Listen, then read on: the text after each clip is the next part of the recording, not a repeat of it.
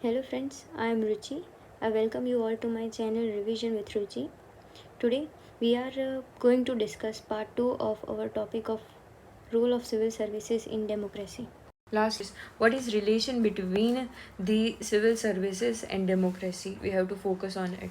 So relation between the civil services and democracy, we have to understand here that the function of civil services and relation between these two is paradoxical as well as complementary.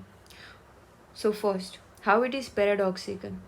So here it is that the civil servants are more or less bound to the rules and regulation which are provided from the top level, and so they function in particular legalistic and largely indifferent to the wishes and the demand of the people. That is, irrespective of the particular situation, they function only according to the rules, strictly adherence to the rules.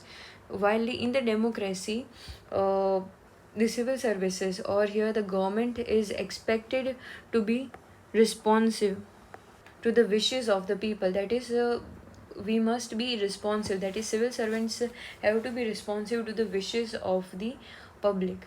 While the second paradoxical point, it is the hierarchical. Second here is authoritarian and the conservative outlook. So as we know that there is particular hierarchy in the services, that at the top level there is a secretary, at further below level there is an additional secretary, and in this manner at the bottom is the district collector. So here we can see the hierarchy, as well as there is an authoritarian. That is, whatever directions it is are given from the top level to the lower level, the base, the junior have to follow that particular order. And they are conservative outlook in the sense they are less collaborative to that of with the private sector as well as the civil service organization. While in the democracy, what is expected? So here it is, democracy is all about participation of the people. Second, based on the consensus, it must have an accommodative outlook, and also there is requirement of an flexibility, dynamism, and without limitations, based on the rules and regulations. So this is expected from the government with respect to the democracy, or by the people of any democratic country. Then the third point, it is with respect to the democracy is more or less dynamic. That is, changes according to the period of time is necessary. Or but on the another side, the civil servants are having certain type of an resistance to the change, and they are not adaptive, so their adaptation capacity is not up to the mark. That is, as we can see the example from the collector, as we have all mindset or prejudice in our mind that the collector is considered to be the king of a particular district. But certainly this was the perception during the time of colonial rule, but at present period of time they are the public servant. That is, their function it is to serve the people. So these three are the certain paradoxical points with respect to the relation of civil servants and the democracy. While on the another side here they have a complementary role as well. So what are the complementary role? That due to the civil services there is predictability as well as impartiality in the functioning of the government, as well as due to this staunch adherence to the rules and regulation, the government it is more responsive, or responsive governance is felt with respect to the administration. Second, it is minimize the arbitrary action. If we consider or if we imagine that instead of the civil servants, it if there would be the political leaders, if the particular political leaders, that xyz political leader it is doing or performing the function of administration, then what they would do? So presently, even though they are not formulating the policy, but they are nudging the civil servants in such a manner that these policies or schemes are helpful to their vote banks. So in the short period of time, certain schemes or freebies might give a perception that they are good for particular mm, state or particular community, but in long term they are negative for particular whole country. Example I can give with respect to the electricity subsidy. So here it is, as the electricity subsidies have been provided, there has been increased access to the ground water, but in the long term we have observed that there is an issue of water logging, as well as the soil have become less fertile due to this issue. Then third point, it is elected representatives are making the civil servants accountable. So as we know that civil servants, even though are formulating the policy, even though they advise the elected representative, are more or less accountable to the uh, elected representatives. It may be the MPs or even the MLAs in this direction. Then the next point, it is with respect to the conflict between the ministers and the civil servants. So we have observed that how particular ministers are more or less influencing the civil servants, and what are the so more or less are affecting the decision making power of the civil servant. So why it is a negative for a particular country like India? So as the civil servants are influenced by the ministers, so we can see that there is a violation of neutrality. The civil servants needed to be impartial. So like they needed to be impartial, as well as they must be integral, or integral in the sense they must have the value of an integrity in their functioning, but due to the political pressure from the ministers, they cannot work in the impartial manner. Second, it is the advisory role. So here, due to the interest of the ministers, the civil servants or the particular secretaries go or advise them short term beneficial decisions, but in the long term they are negative to for particular country, as I have given above the example of an electricity subsidies. Then third, it is the appointment, transfer and posting of the civil servants. So now here, as we know that if a particular civil servant, or example if I give a collector, is not functioning uh, according to the order of ministers, then they would have the repercussion of a transfer or appointed in the remote areas. Even they would be posted in, like we have seen the example of posting in a certain remote area. So we have to understand that there is more or less pressure from the ministers to the civil servants. And fourth, it is the interference. So interference specifically in a day-to-day administration. So we might have a question in our mind that the elected representatives are required to do the function at the base level, but they are they have to keep the eye on the functioning of the administration, but they do not have to interfere in a day-to-day administration in such a manner that it is in the negatively affecting a particular administration of a district. While there has been many recommendations given by different committees at the national level. So what type of recommendations are given to prevent the issue of pressure or political pressure on the civil servant? So first with this respect, it is the uh, reasons must be written. So here is the reason for particular decision must be given in the written manner, specifically in the time when there is difference in the opinions of the civil servant and the ministers. Second point, here there must be none interference in day-to-day administration except in the cases of an maladministration by the particular district administration. And third, here even the civil servants have to be sensitive with respect to the concern of the ministers. That is, ministers are appointed to fulfill the aspirations of the people of particular constituencies or particular states. So civil servants also have to be cooperative with the ministers. So now let us move to the another point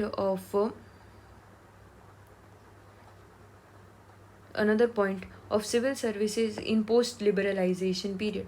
So as we know that before the liberalization period there was license raj, that is particular license raj. Here this whole topic, it is with in the domain of an economics. That is, after post liberalization itself conveys the LPG reforms of 1991.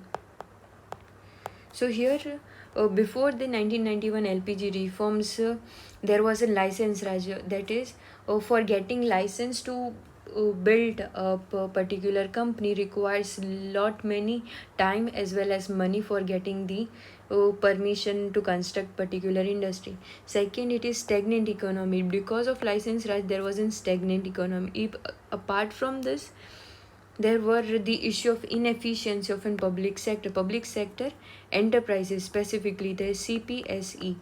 So even though the particular public sector enterprises is not functioning in an efficient manner, uh, it was still managed or still was continuing, because there was no alternative possible at during that period of time. Then there are large number of regulations, and due to this regulation there was the absence of ease of doing business.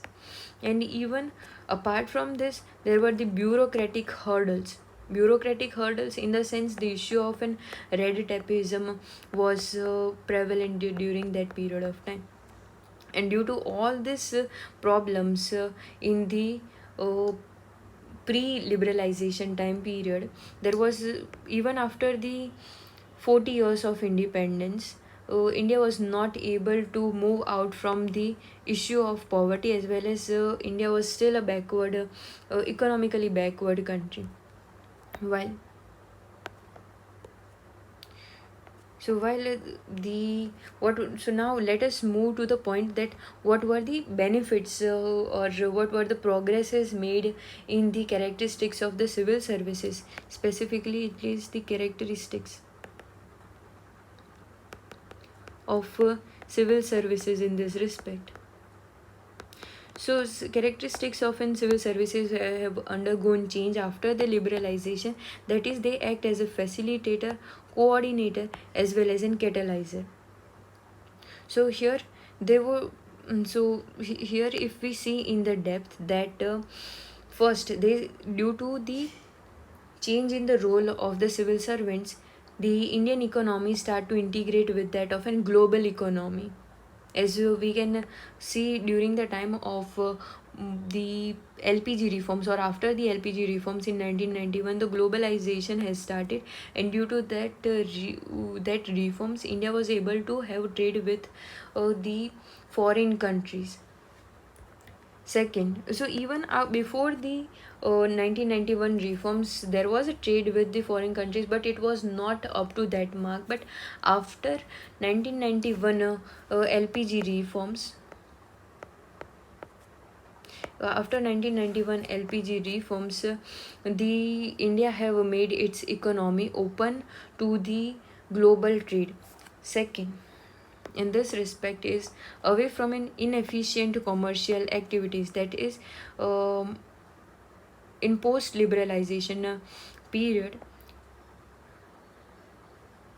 the public sector enterprises were being made open for the private sector to enter in particular domain. So were made open for a private sector, and now the civil services or civil servants were now made to focus on the welfare aspect of the people. Third, it is to ensure efficient market. So as we can see the example of Competition Commission of India and Competition Act, that how the government it is functioning in the direction that market run in better manner, and there is no issue of an cartelization or monopoly in a market. Then fourth, it is an entrepreneurship. So the civil services are functioning in boosting up the entrepreneurial urge of the different startups. That is, in government have formulated many schemes with respect to the startups, or even the MSME sectors are focused upon, and the skill development is there, and skill development, even these loans are provided at much less interest in this direction. And fifth, it is ease of doing business and easy exit. As we know that India has progressed in the ranking of ease of doing business, which is provided by the World Bank, and there is easy exit. So there might be a question in your mind that why it is easy exit. That I would make it clear that before 1991, if a particular private, even the private company, it is not functioning in an efficient manner, it was more or less compulsory for a particular company to continue. Because why? Because at that time period, the issue was to have a welfare state, in the sense, if a particular company is closing its whole industry, then it would lead to large number of an unemployment. That because of that reason, the government would not allow particular company to shut its industries. And even during the same times, that is, even after in the 1992, many developments have been taken place, like Panchayati Raj institution and urban local bodies have become an constitutional bodies. Second, the increase in the functioning, or increase in the activity of civil societies, that is NGOs, and that is non-governmental organization. And third, it is a private sectors after the 1992 initiative or 1991 reforms have become powerful with these reforms.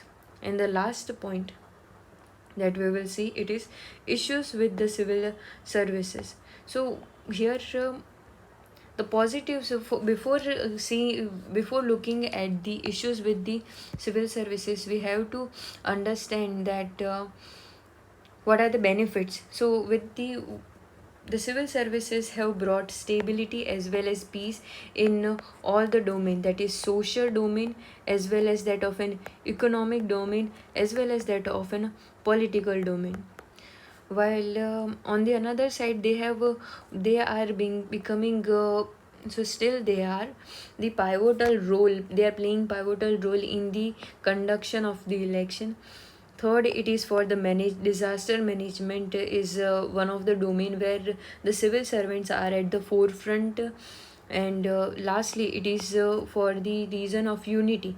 So for by maintaining the law and order in particular, and order, they are bringing unity to the country. As we know that India is much more diverse country, and more or less there might be the issue of conflict between different communities based on a language, caste, religion, class, etc. So here the civil servants are playing important role. But there are certain negative as well with respect to the civil services that itself have been identified by the second ARC. So first is the issue of systematic rigidity. How systematic rigidity? Because of the civil services have been more or less centralized, that is power it is concentrated in the hands of the civil servants. Second, there is an whole hierarchy, that is, as I have mentioned, at the base level there is the district collectors are been there. Above level there are joint secretaries, additional secretaries, and at the top there are secretaries as well as chief secretaries and cabinet secretaries. There is a whole hierarchy in the administration. And lastly, it is large number. So as there are large number of ministries and department, decision making process it is taking much more time, and due to this the functioning of the administration is more or less inefficient. Second, political interference. So how political interference? So we know that in day-to-day administration, politics is becoming more important. So politics is interfering in the public welfare. And why? How it is possible that interference is there? Because there is a pressure on the civil servants with respect to the fear of transfer, and the lure of promotion is there. And even the recommendation of an civil service board is not followed when it comes to the transfer as well as that of an promotion. As I would give you a background that how the civil services board are taking the decisions with respect to the transfer and promotion. Third, it is disproportionate representation, that is English mediums in English uh, medium of education it is given importance. Oh, it's not importance but disproportionate represent, that is English medium students are more represented in the or English medium students are more in this respect. Then fourth, it is transparency and accountability. It is not that the issue of corruption is there, the honesty and uprightness is not there, and they are more or less less collaborative governance. Less collaborative governance, here it is having connection with the next point, that is lack of openness, that is the civil service organization. And last one, it is the also with the private sector. So collaborative governance is not with respect to the civil service organization and the private sectors. And last point with this respect, it is the lack of dynamism. Dynamism, it is the change with the period of time. So here it is, they are more or less focused, not focused on the outcomes, but uh, civil services are focused on adherence to the rules rather than its outcomes. Then there is rapid change. So we have to understand that due to rapid changes, like economic growth is so economic growth is there. Second, there is increasing instances of urbanization. Third, there is issue of an environmental degradation. And there are many technical changes, like as we can see that development of AI. Apart from this, the issue of an cyber crime, it is developing. Even the social media is becoming one of the issue in the present period of time. So here the response time is very less, but the more or less civil services are not dynamic, as we can see that even the internet and the other facilities have came in early 21st century, but still we do not have data protection bill. It is the example with of how there is a lack of dynamism, or there is a problem with respect to changes in a rapid manner. So here in this video we have learned we have seen introduction to the civil services. Second, the importance of civil services in the modern day, critical role in developing countries with respect to the civil services, how type of relation is there between the democracy and the civil services. Fifth, it is conflict between ministers and civil servants. Sixth, it is civil services in post liberalization time period. And lastly, it is the issues with civil services. So thank you for watching my video, and I hope you like it. Thank you.